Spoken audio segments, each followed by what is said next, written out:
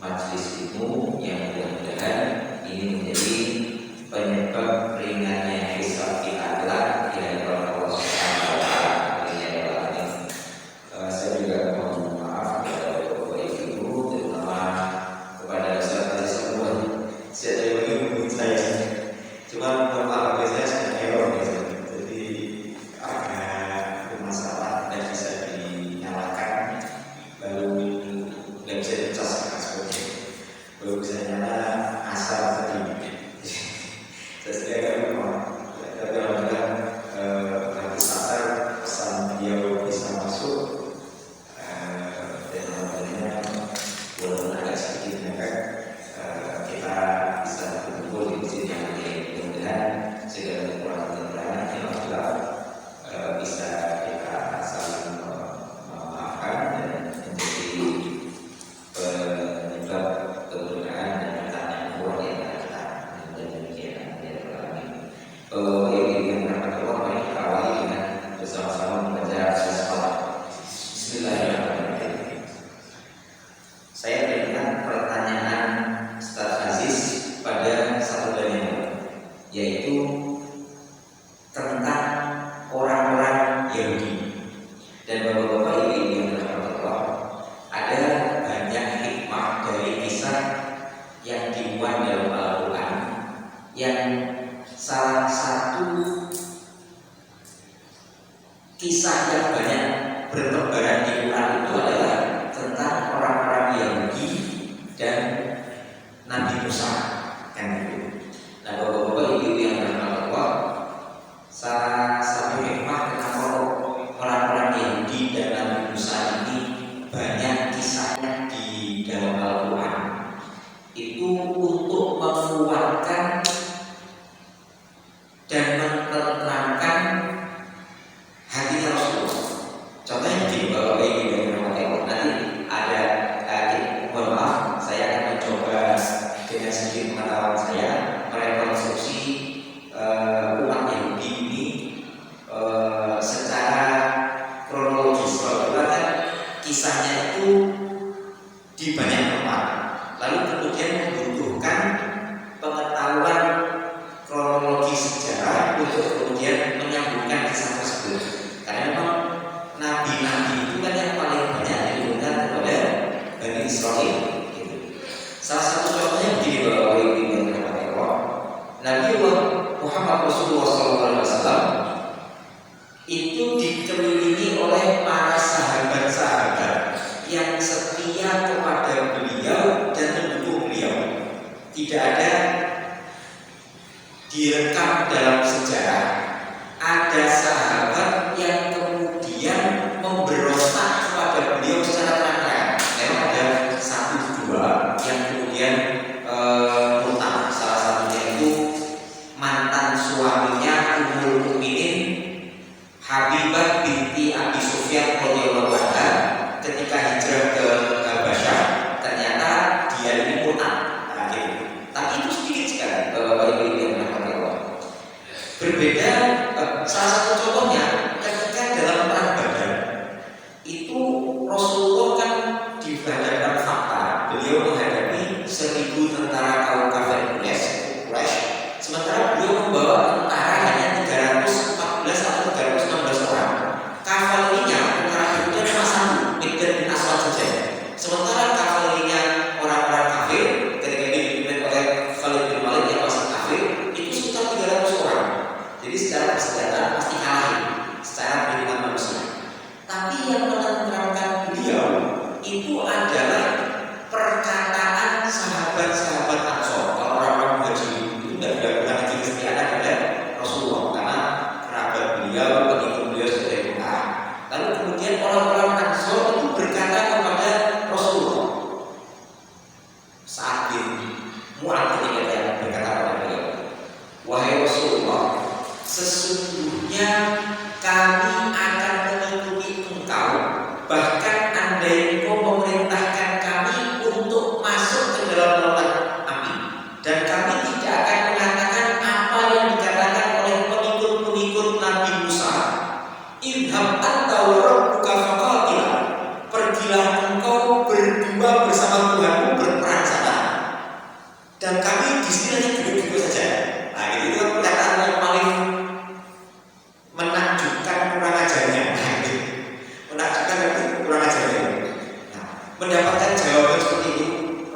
menjadi tentram. Bukan hanya itu bahwa Bapak Ibu yang dirahmati Allah, bukan hanya masalah pengikut-pengikutnya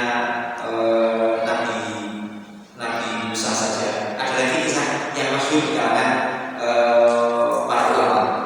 Nabi Musa itu kan difitnah oleh kaumnya bahwasanya beliau ini, saya maaf, bahasanya agak vulgar.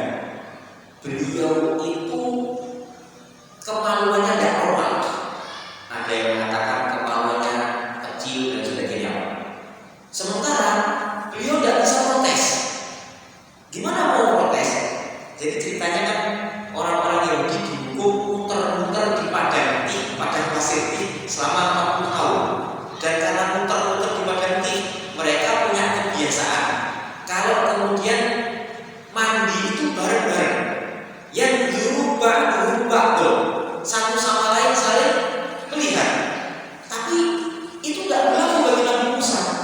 Nabi kok mandi bareng-bareng. Nabi itu dalam beberapa sisi harus, dalam bahasa Jawa itu meriayeni, harus berbeda dengan umatnya. Dalam beberapa sisi seperti itu. Saya ingat perkataannya Al-Qur'an jadi Abdul Syukri Zarkashi. Beliau itu selalu memberikan tasjid itu sugesti kepada para santri-santrinya. Kalian ini berdarah biru.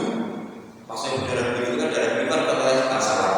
Tapi bukan berarti kemudian beliau itu mengatakan santri-santriku kamu itu kudu harus kemudian jaga gengsi. Maksudnya itu kalau kemudian bagi orang-orang awam nongkrong di kafe itu adalah perkara-perkara yang biasa, maka bagi anak-anak santri, anak-anak pondok itu perkara yang tidak boleh gitu. Bagi orang-orang awam itu main sepak bola sampai menjelang maghrib, ada maghrib baru berhenti, kan gitu ya. Bagi anak-anak pondok tidak boleh gitu. Nah, kalangan anak-anak pondok saja itu istilahnya dalam bahasa Al-Qur'an itu berdarah biru. Apalagi para nabi tidak mungkin kemudian umatnya mandi bareng itu, beliau ikut mandi bareng, tidak mungkin. Sementara untuk membuktikan bahwasanya beliau itu dalam kondisi normal baik-baik saja juga tidak mungkin, karena kan harus buka aurat kan gitu. Sampai-sampai dalam sebuah riwayat, ini kayaknya agak boleh kan, tidak apa kita ketahui sebagai pengetahuan saja. Beliau itu mengeluh kepada Allah Subhanahu wa taala. Ya Allah, sesungguhnya qaumi yu'dzunani, menyakiti saya. Gitu. Itu dimuat dalam surah 5 tu'dzunani wa qad ta'lamuna anni Rasulullah ilaikum. Gitu. Wahai kaumku, kenapa kamu menyakiti saya? Gitu. Ya alladzina amanu la taqulu kalladzina adzau Musa fabarra'ahu Allahu mimma qalu. Ayatnya begitu, Pak. Ya wahai orang yang beriman, jangan kamu seperti kaumnya Nabi Musa yang menyakiti beliau. Fabarra'ahu Allahu mimma qalu. Lalu kemudian Allah membebaskannya dari tuduhan kaumnya tersebut. Bagaimana Allah membebaskan? Pada suatu ketika Nabi Musa kan mengeluh kepada Allah Subhanahu wa taala, kaumnya menyakiti beliau dengan tuduhan seperti itu, tapi beliau tidak bisa membela diri. Allah kemudian menjawab keluhannya Nabi Musa, kamu ya jangan ngeluh kayak gitu, jangankan kamu, saya saja dicaci oleh manusia, bahkan saya kasih rezeki pada mereka, kan gitu. Dicaci apa? Allah itu oleh manusia, bahwasanya Allah itu punya anaknya anak perempuan lagi. Allah itu satu di antara 3 dan sebagainya. Bapak-bapak yang dirahmati Allah, Allah kemudian dalam riwayat Allah ini, Allah itu berfirman kepada Nabi Musa, nah untuk diri saya saja, saya tidak membebaskan tuduhan tersebut untuk diri saya, maka saya juga tidak akan melakukan hal itu untuk mungkin menurunkan sebuah ayat secara khusus. Tapi bapak-bapak yang dirahmati Allah, Allah yang Maha Penyayang, umatnya juga punya cara untuk membebaskan Nabi Musa dari tuduhan. Nabi Musa sendiri tidak mungkin membebaskan diri. Dengan cara apa? Pada suatu ketika Nabi Musa itu mandi. Ada ternyata beliau meletakkan bajunya di atas batu, batunya kemudian naik gitu. Nabi Musa spontan kemudian karena takut baju itu dibawa lari sehingga beliau nggak bisa pakai baju, spontan beliau itu berdiri ngejar batu tersebut, teriak-teriak, ya hajar sawi, wahai batu, bajuku. Nah ketika beliau teriak-teriak gitu, auratnya secara tidak sengaja terlihat oleh Bani Israil. Bani Israil bertahu bahwa ternyata Nabi Musa itu normal saja, kan gitu. Jadi Allah itu membebaskannya dengan cara kayak gitu. Karena mungkin tidak mungkin Nabi Musa kemudian berdiri di depan kaum buka auratnya, tidak mungkin kayak gitu. Nah, bahwa di Allah itu salah satu hikmah kenapa kemudian kisahnya Bani Israil, orang-orang Yahudi itu banyak berkebaran di dalam Al-Quran. Kisah ini banyak diberikan dalam banyak buku. Saya mohon izin dari Bapak Ibu dan Bapak, saya ngambilnya dari buku karangan Wisnu Tangga Prabowo. Ini jualnya yang di Madinah dan sudah dijual umum. Bapak Ibu nanti bisa cari buku ini sendiri, dan menurut saya lumayan lengkap. Bahasanya lumayan ringan dan juga lumayan lengkap, walaupun agak kurang nyaman untuk dibaca bagi para penikmat sejarah saklek karena bahasanya berbeda bahasa betul. Nah, tapi tidak apa-apa ini ya.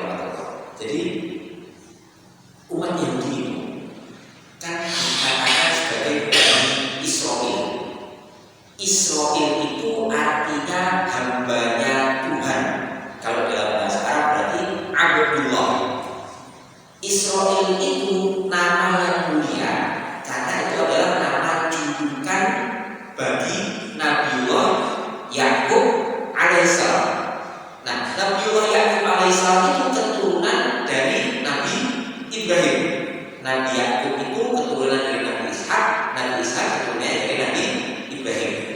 Jadi kan ceritanya bahwa Nabiullah Ibrahim itu ketika berdakwah, beliau itu kan kemudian singgah atau menetap di daerah yang dulu itu dikenal dengan nama Kan'an. Nah, Kan'an ini Bapak Ibu yang berahmat, sekarang ini dikenal sebagai Syam. Syam itu mencakup wilayah Palestina. Jadi kan itu beliau berhijrah bersama istri beliau, Sayyidatina Sarah. Lalu kemudian ketemu dengan Raja Namrud. Raja Namrud berusaha untuk merebut Sarah dari Nabi Ibrahim, ternyata dijaga oleh Allah. Lalu kemudian diberikan budak yang bernama Hajar.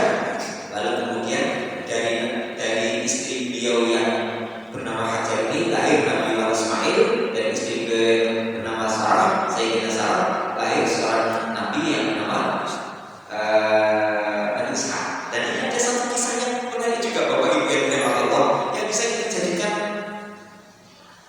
pelajaran bahwasanya di antara kisah-kisah para nabi itu ada sentuhan-sentuhan manusiawi yang kemudian bisa kita jadikan pelajaran untuk menyelesaikan masalah dalam rumah tangga. Padahal besok Nabi Ibrahim itu menikah dengan Sayyidatina Sarah, itu lama nggak punya anak. Lalu tiba-tiba ketika menikah dengan Sayyidatina Hajar, itu kemudian diberi putra, kan gitu. Oke, Sayyidatina Sarah itu kan cemburu. Oh, ini istri muda tiba-tiba punya anak, saya nggak punya anak gitu. Apa yang terjadi? Itu sampai terjadi pertengkaran. Lalu kemudian Sayyidatina Hajar itu dikejar-kejar. Jadi dalam kisah, saya membacanya di dalam tafsir Qurtubi. Tapi memang sekali lagi kisah ini adalah kisah yang boleh saja dibaca, tapi tidak dijadikan dasar syar'i. Gitu. Lalu kemudian ketika dikejar-kejar itu Sayyidatina Hajar kemudian lari. Lalu kemudian karena berpisah kayak karena bertengkar kayak gini, Sayyidatina Sarah itu meminta agar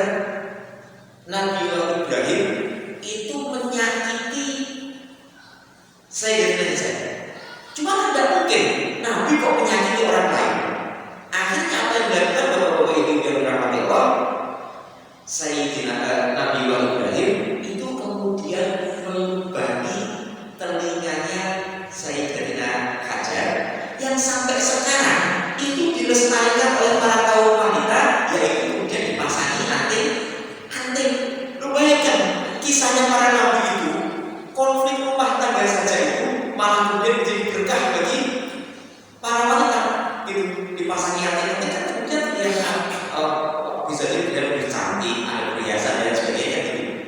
Nah, bapak ibu yang berapa Allah, akhirnya saya dan Sayyidina Hajar dihijrahkan, diungsikan ke kota Mekah. Nabi Ibrahim sama istri beliau Sayyidina Sarah tetap berada di Palestina. Lalu kemudian melahirkan Nabi Ishak, lalu kemudian melahirkan Nabi Yakub. Nabi Yakub punya dua istri, gitu. Yang pertama itu istrinya namanya Leah, yang kalau dalam bahasa tulisan Latin ditulis Leah, Lea. Panjenengan familiar dengan nama dengan Leah ini, Pak? Itu merek celana jeans, kan gitu. Ada juga merek celana jeans namanya Levi's, dari kata-kata Levi. Levi itu anak keturunannya Nabi Yakub. Karena itu bapak ibu yang bermakna, kenapa kemudian ini saya sampaikan hati-hati. Nama-nama Leah, Levi, Abraham, Yosef, seperti itu. Ada sebagainya. Itu nama-nama yang identik dengan anak keturunan Nabi Israel. Memang nama-nama orang-orang soleh dan sebagainya.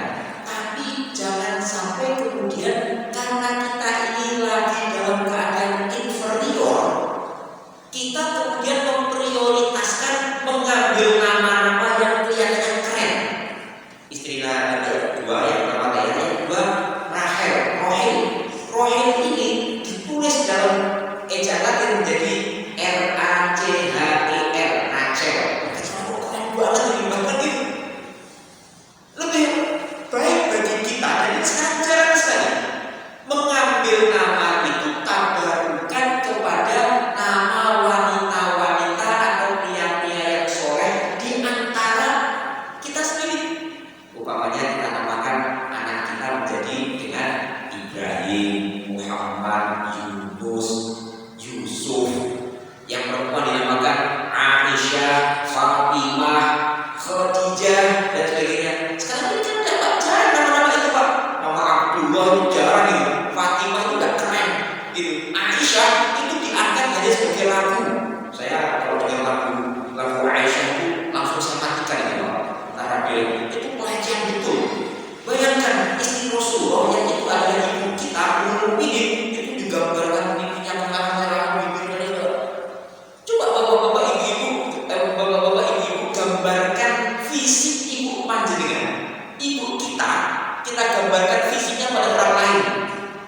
Atau bukan kita yang menggambarkan, ada orang lain menggambarkan fisik ibu kita di hadapan kita. Bisa-bisa kita tonjok orang itu. Itu pelecehan gitu.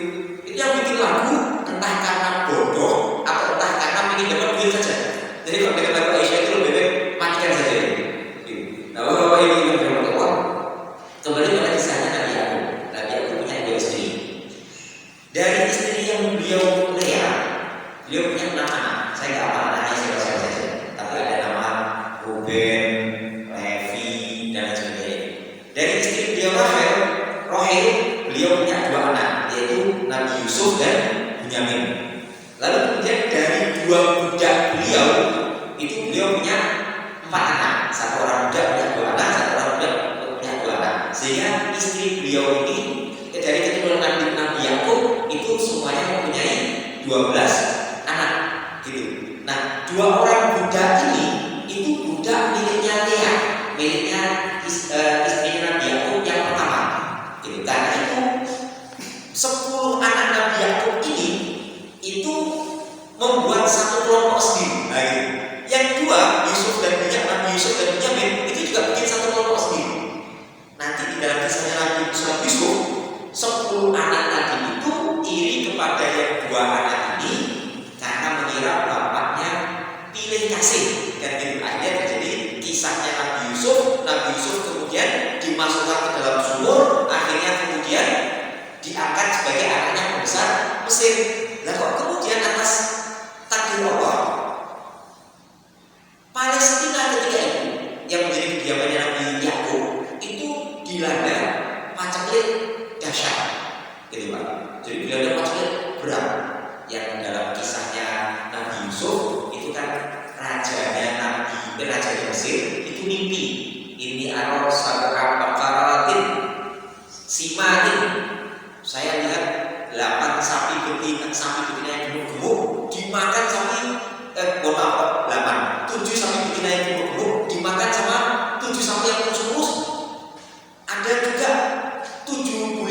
yang gemuk-gemuk, di sampingnya pakai judulnya pakai kurus-kurus. Kemudian ditakwilkan mimpinya oleh Nabi Yusuf. Nabi Yusuf diangkat jadi pembesar bendahara negeri Mesir. Akhirnya kemudian keluarga Nabi Yakub pindah ke Mesir, kan gitu. Nah, Bapak Ibu yang dirahmati Allah, sejak itu kemudian orang-orang Bani Israil, orang-orang Yahudi itu kemudian berdiam di Mesir. Yahudi sendiri, Bapak-bapak Ibu yang dirahmati Allah, itu sebenarnya awalnya penyebutan terhadap orang-orang anak keturunan Nabi Yakub yang menyeleweng. Jadi nanti di kisahnya orang-orang anak-anak keturunan Nabi Yakub itu banyak yang kemudian menyeleweng, menyembah berhala, bahkan kemudian mengadakan ritual-ritual yang menyalahi syariat. Contohnya mengadakan seks bebas di depan berhala. Maksudnya yang bikin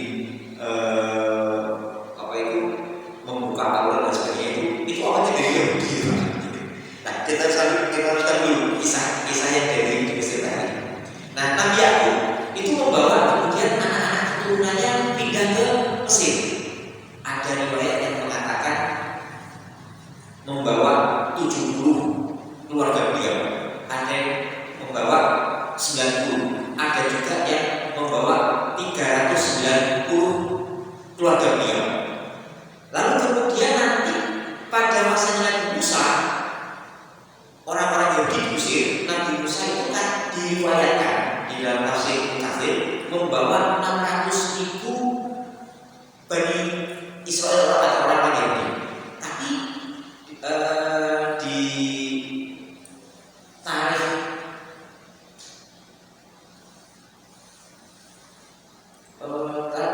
Ulumul Anbiya di Ibnu Khaldun, kalau saya caranya itu angka 600.000 ini kritisi karena antara masa Nabi Yusuf sampai Nabi Musa itu hanya 4 generasi.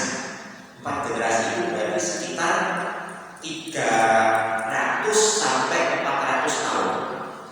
Jumlah dari 390 orang berkembang sampai 600.000 itu terlalu banyak. Angka yang mendekati kebenaran sekitar 70.000 orang pengikutnya Nabi Musa ketika diusir oleh Firaun. Nah, Bapak-bapak Ibu yang dirahmati Allah,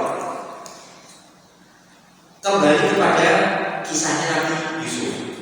Yang menarik pada waktu kisahnya Nabi Yusuf, Quran itu merekam bahwasanya penguasa Mesir disebutkan dengan nama Al-Malik, bukan Fir'aun. Tapi dalam kisahnya Nabi Musa itu Quran merekam penguasa Mesir disebutkan sebagai Fir'aun. Dan dalam banyak literatur sejarah diduga Fir'aunnya Nabi Musa itu Ramses II. Nah, Bapak Ibu yang dirahmati Allah, apa yang kemudian membedakan penguasa Mesir zaman Nabi Yusuf dan penguasa Mesir zamannya Nabi Musa?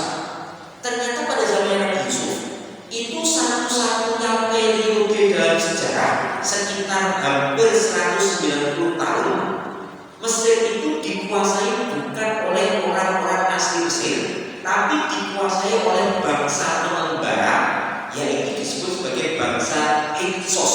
Bangsa Hyksos ini anak keturunannya Sam bin Nuh.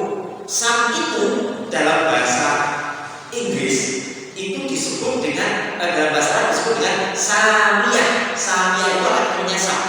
Dalam bahasa Inggris Samiyah ini disebut sebagai Semit.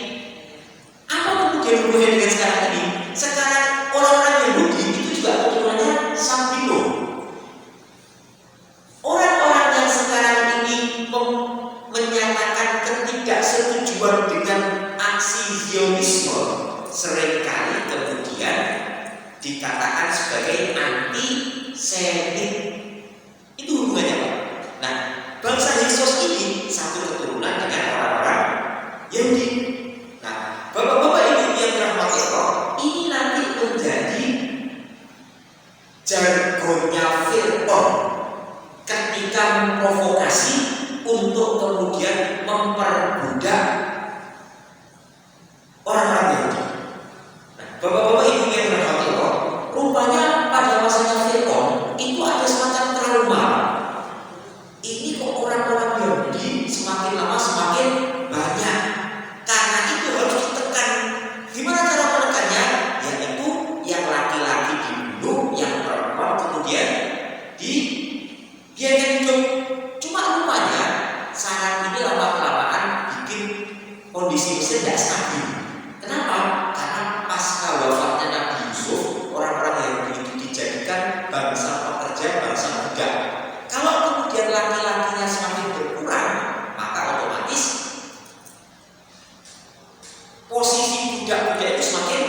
habis. Nah, ternyata Nabi Musa lahir pada akhirnya Fir'aun bikin ketentuan setahun dibunuh, setahun berikutnya laki-laki dibiarkan hidup. Nah, Nabi Musa itu kebetulan lahir pada waktu setahun dibiarkan hidup. Tapi ketika itu Fir'aun bermimpi, ini ada keturunannya siapa ini? Yahudi, Bani Israel yang nanti akan melumpuhkan kekuasaan dia. Apa kemudian jargonnya Fir'aun? Dan jargon itu Pak perlu kita perhatikan karena relevan sampai sekarang. Kita perhatikan dalam surat Toha. Fir'aun berkata kepada para pembesar-pembesar Toha 63, Qul in hadani lasahironi.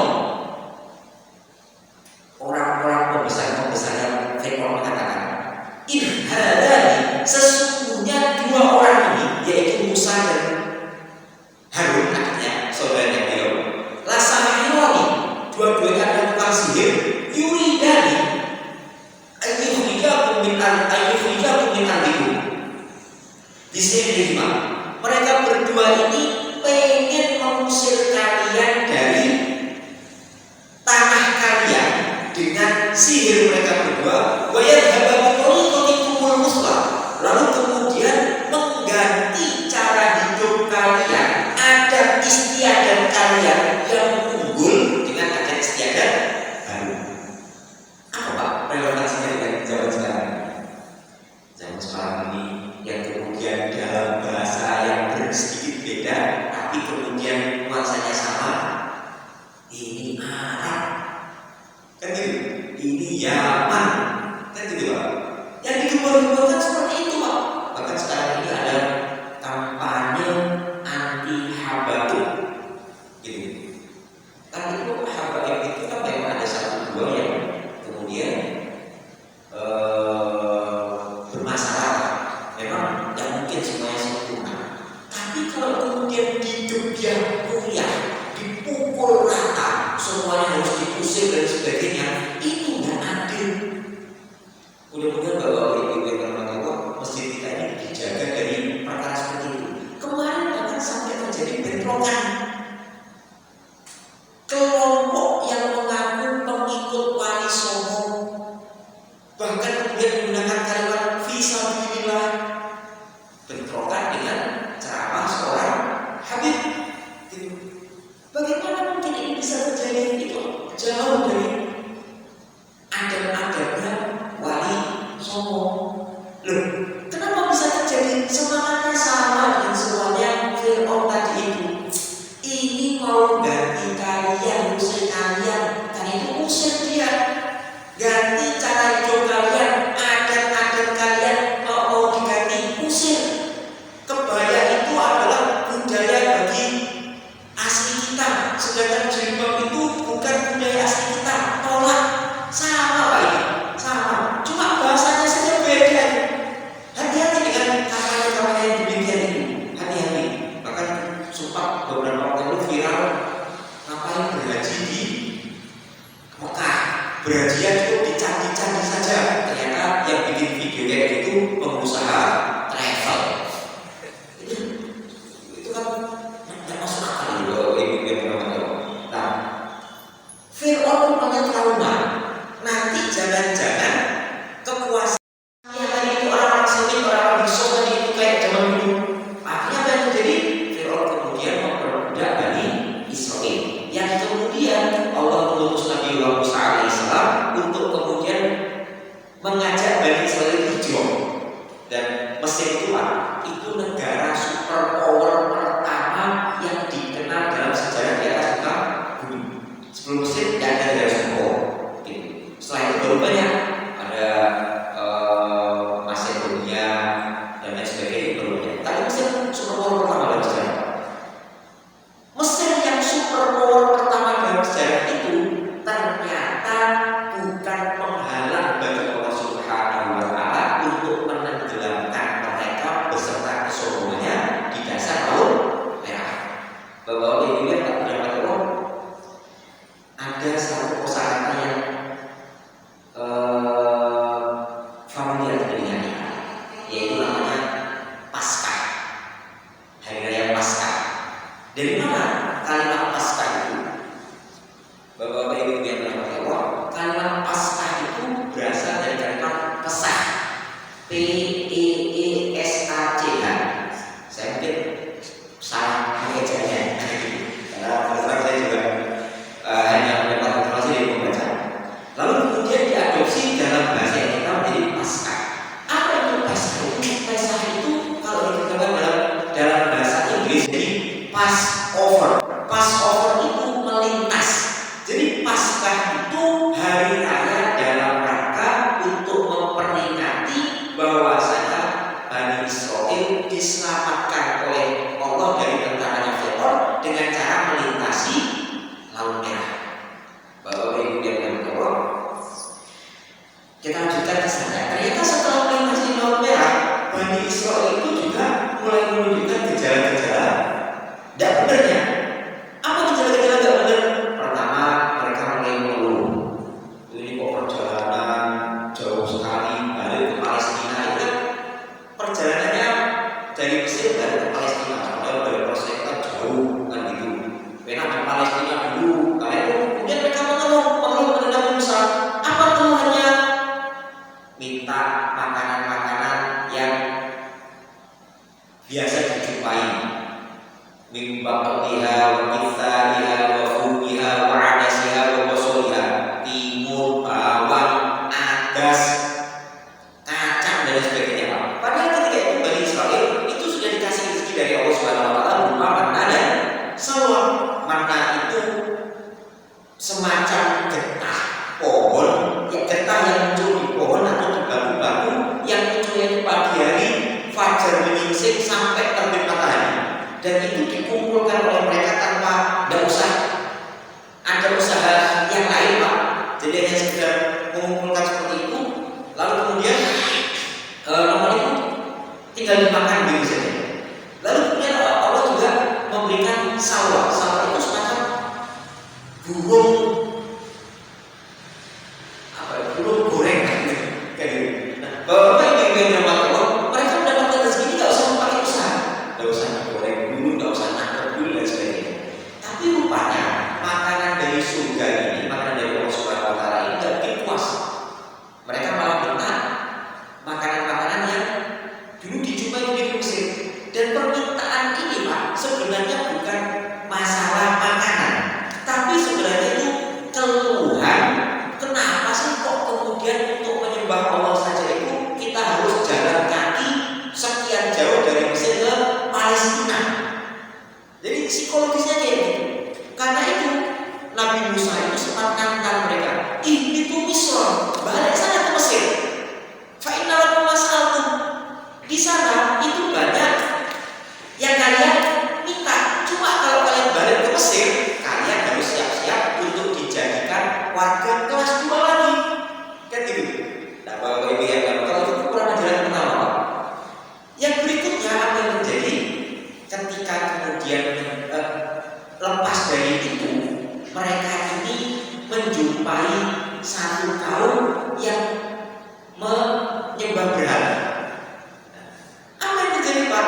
Ini kemudian si Bani Israil itu minta pada Nabi Musa, ij'al lana alihatan kama lahum alihah. Bikinkan bagi kami berhala untuk kami jadikan Tuhan seperti kaum itu tadi punya Tuhan, yaitu berhala yang disembah. Betapa stresnya Nabi Musa itu, Pak. Ini kaum barusan diselamatkan untuk kemudian diajak menyembah kepada Allah, lalu kok minta kemudian dibuatkan berhala. Padahal baru saja Allah yang Maha Kuasa itu menunjukkan kuasanya, mukjizat Nabi Musa dalam keadaan terdesak. Mereka sudah ketakutan mengatakan innalam mudrakun, kita ketangkep ini. Nabi Musa dengan tegas mengatakan kalla, nggak mungkin, innama ya Rabbi sayahdi, bersama saya ada Tuhan saya yang pasti akan kasih petunjuk. Baru saja kemudian Allah itu memberikan tanda mukjizat Nabi Musa, dipukul pakai tongkat laut terbuka. Lah kok mereka minta dibuatkan berhala gitu. Nabi Musa tidak turutin, Pak.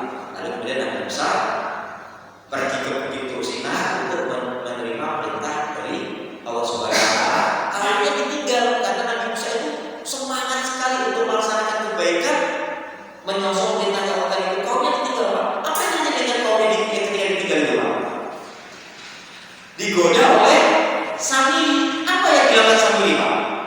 Dia mengumpulkan perhiasan-perhiasan yang dibawa dari Mesir, dilebur jadi satu, dijadikan patung sapi terbuat dari emas, lalu keluar bisa bersuara.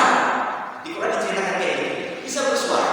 Nah, bapak-bapak ibu yang berahmati Allah, Samiri kemudian mengatakan, ini Tuhan kita dan Tuhannya Musa fanasia, tapi Musa lupa kalau ini Tuhannya. Gitu Pak. Itu Nabi Musa kembali kepada kaumnya dalam keadaan marah banget. Saking marahnya, fa'alqal alwaha, itu lauk lembaran-lembaran yang berisi 10 perintah Allah itu sampai dilempar sama Nabi Musa. Saking marahnya, itu Nabi Harun dipanggil, ya juru, ditarik kepalanya, ditarik jenggotnya, sampai Nabi Harun mengatakan, la ta'khud bi lihyati wala bi ra'si, jangan tarik kepala saya, jangan tarik jenggot saya, jenggot saya. Kenapa? Nabi Musa ketika itu menuduh Nabi Harun, bukan menuduh ya, menyangka Nabi Harun, jangan-jangan kamu itu membiarkan umat ini tersesat, kamu gak patuh pada saya. Apa jawaban Nabi Harun? Enggak, saya sudah mengikat mereka, cuma mereka ini pengen bunuh saya. Jadi ini sudah diketahui Nabi, malah diancam untuk dibunuh oleh Bani Israel. Yang terjadi bahwa yang dirahmati Allah, akhirnya Nabi Musa alaihissalam lalu kemudian memintakan ampun kepada Allah Subhanahu wa taala. Allah itu Maha Pengampun Pak. Sudah dipersekutukan kayak gitu, mau ampuni Pak. Tapi cara mengampunnya bagaimana? Cara pengampunannya itu saling dulu. Jadi di antara 12 suku Bani Israel ada satu suku yang tidak ikut-ikutan musyrik, namanya Levi, anak keturunannya Lawi. Lawi kalau dalam bahasa Inggrisnya itu Levi, Lawi, anaknya Lawi. Satu suku ini tidak ikut musyrik Pak. Akhirnya Nabi Musa mendapatkan wahyu dari Allah Subhanahu wa taala agar kemudian mereka saling bunuh. Dengan cara apa? Yang musyrik suruh duduk, yang nggak musyrik berdiri, masing-masing pegang pisau, lalu kemudian langit jadi gelap, turun kabut. Ketika sama-sama nggak bisa lihat, mereka saling bunuh. Yang terbunuh dikategorikan syahid, diampuni. Yang membunuh juga dikategorikan, yang membunuh juga diampuni dosanya. Gitu. Faqtulu anfusakum. Perintah dalam Quran kayak gitu. Bahwa ibu yang Allah, akhirnya Nabi Musa kan tidak kuat dan nanti kalau saling bunuh ini pasti habis. Karena Nabi Musa akhirnya minta kepada Allah Subhanahu wa taala, lalu kemudian ampun. Lalu kemudian mereka mau masuk Palestina. Apa yang terjadi ketika mau masuk Palestina Pak? Ternyata di dalam Palestina ketika itu dihuni oleh manusia-manusia yang fisiknya besar sekali. Katanya raksasa. Jadi raksasa itu bukan mitos, tapi memang manusia-manusia zaman dulu itu fisiknya besar. Nabi Adam itu dikatakan tingginya 60 hasta. Hasta itu dari sini sampai sini, berarti sekitar setengah meter. Kalau 60 hasta berarti tingginya berapa? 30 meter. Gitu. Nah, Nabi Musa, umat Nabi Musa itu tingginya sekitar 6 hasta. Gitu. Ada yang mengatakan 10 hasta. Berarti antara 3 sampai 10 meter. Gitu. 3 sampai 10 meter saja ketika lihat yang 30 meter itu sudah besar banget kan gitu. Kalau kita sekarang ini kan nggak sampai 2 meter Pak. Jarang-jarang kita naik 2 meter. Kalau 2 meter jadi pemain basket gitu. Kan gitu. Nah, bahwa ini yang namanya ketika kemudian mereka melihat bahwasanya di Palestina sudah ada penduduknya, yaitu penduduk yang besar-besar, jabbarin, inna fiha qauman jabbarin. Di dalam surat Al-Maidah itu kan disebutkan kayak gitu. Mereka menolak masuk. Ketika mereka menolak masuk, ada 2 orang soleh. Dalam kitab tafsir diriwayatkan nama yang pertama itu Yusha. Yusha ini nanti yang menggantikan Nabi Musa. Dalam bahasa Latinnya itu disebut dengan Joshua, Joshua. Jadi kalau ada nama Joshua itu berarti Yusha.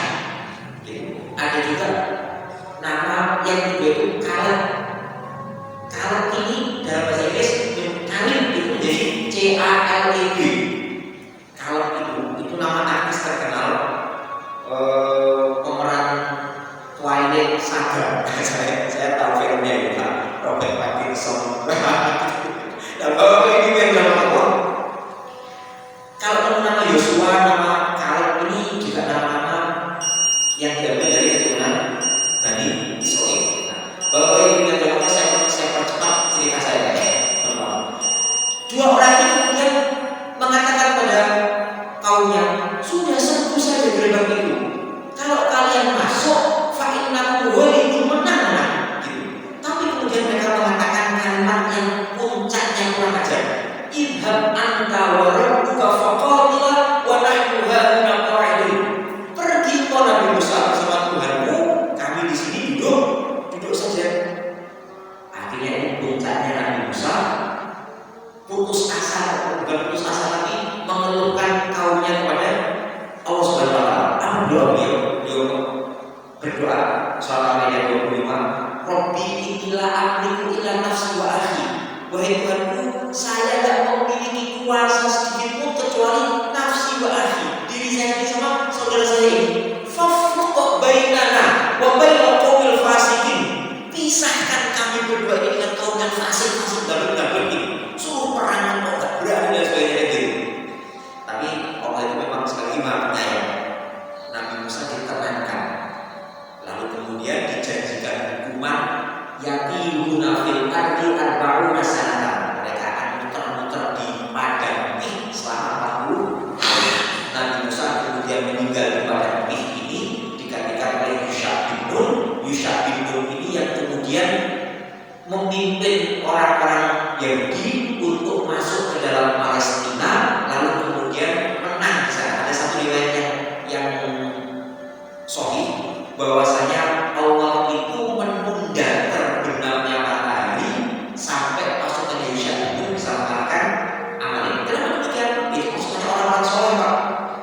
Orang-orang Yahudi masuk Palestina, lalu kemudian mereka berdiam di sana sampai kemudian puncaknya kejayaan mereka itu pada zamannya Nabi Daud dan Nabi Sulaiman. Nabi Sulaiman itu bahkan berhasil menyatukan 12 suku orang-orang Yahudi menjadi satu kerajaan yang besar. Nah, Bapak Ibu yang dirahmati Allah, pasca Nabi Sulaiman orang-orang Yahudi terpecah jadi kerajaan utara dan kerajaan selatan. Kerajaan utara ini terdiri dari 10 suku, kerajaan selatan terdiri dari 2 suku. Kerajaan selatan ini anak keturunan Nabi Yusuf dan Nabi Yusuf dan Bunyamin. Kenapa kok terjadi pemberontakan? Karena dianggap raja penggantinya Nabi Sulaiman itu raja lemah. Ternyata kerajaan utara 10 suku tadi itu Pak, itu kemudian hancur terlebih dahulu, diserang oleh kerajaan lain yang kemudian timbul cerita The Lost Ten Tribes of Jews, 10 suku yang hilang di kalangan orang-orang Yahudi. Yang tersisa itu 2 suku yang ada ini. Nanti 2 suku yang ada ini Bapak Ibu yang dirahmati Allah juga akhirnya dihancurkan oleh Bukhtanasar atau Nebukadnezar. Yang itu kan kisahnya juga ada di dalam surat Al-Baqarah ketika Nabi Uzair itu melihat sebuah Korea negeri hancur total. Gitu. Lalu kemudian dia mengatakan anna yuhillahu hadza ba'da mutiha. Bagaimana Allah akan menghidupkan lagi negeri yang sudah murah ini? Fa'amallahu ya ta'amin. Allah mematikan usia ini 100 tahun, semua ba'atha, kemudian dibangkitkan lagi. Lalu kemudian keledainya dihidupkan dan gitu Pak. Itu saya bisa di surat Al-Baqarah.